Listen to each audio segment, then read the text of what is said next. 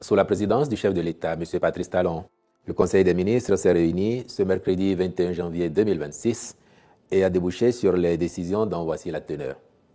S'agissant des mesures normatives, ont été adoptés au titre de celles-ci les décrets portant approbation de la nomenclature des métiers d'art et de la culture, conditions et modalités d'attribution des subventions publiques aux projets d'électrification hors réseau en République du Bénin.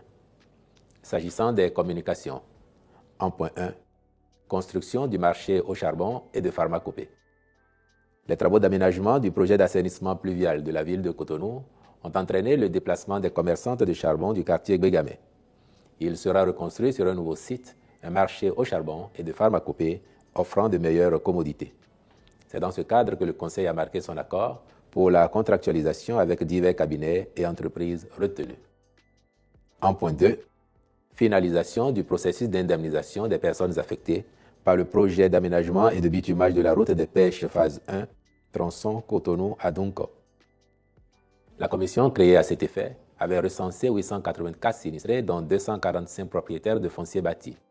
Parmi ceux-ci, 211 ont effectivement perçu des indemnisations, tandis que 34 autres n'ont pas encore produit les pièces exigées pour leur prise en compte dans le processus de dédommagement. Par ailleurs, le changement d'itinéraire de la route, en lien avec la prise en compte du trait de côte, avait impacté de nouveaux biens fonciers. C'est pour la prise en compte de toutes les personnes affectées par le projet que le Conseil a approuvé le rapport suggérant la finalisation du dossier. En point 3, contractualisation pour la mise en œuvre du projet de construction du centre de transfert des déchets dans la zone d'Akogbato. La construction de ce centre apparaît comme une nécessité, l'objectif étant de renforcer la chaîne de gestion des déchets solides ménagers en raison de la dynamique d'urbanisation que connaissent les villes du Grand Okoué. Sa réalisation s'accommodera de la prise en charge de l'augmentation constante du volume de déchets collectés et favorisera une plus grande efficacité du dispositif actuel.